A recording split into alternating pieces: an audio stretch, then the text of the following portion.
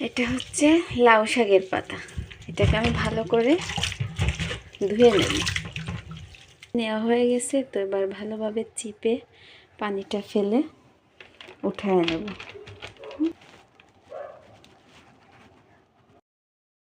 তো ডাল বাটা হয়ে গেছে, শাক আর ডালটা নিয়ে নিয়েছি।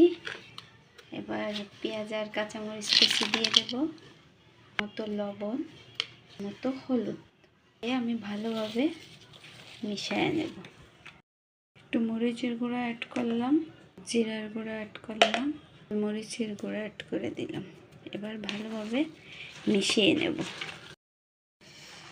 এগুলো আমার সব উপকরণগুলো ভালোভাবে মিশিয়ে নিয়েছি।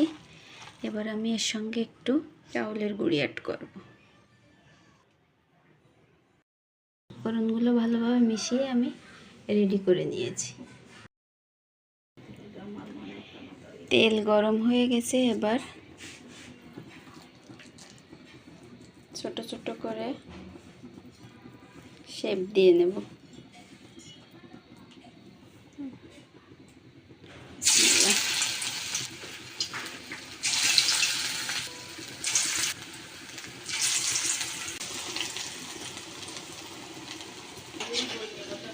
বড়াগুলো আমি এক এক করে উঠিয়ে নেব। হয়ে গেছে।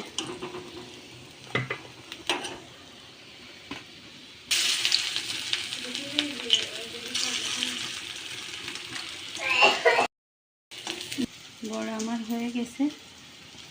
এবার পরিবেশন করে নেব। লাউ শাক বড়া আমার রেডি।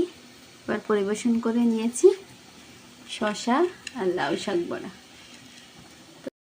আমরা শাক বড়া রেডি করে নিয়েছি। আর দেখুন কত সুন্দরভাবে পরিবেশন করে নিয়েছি। আপনারা বাসায় একবার ট্রাই করবেন।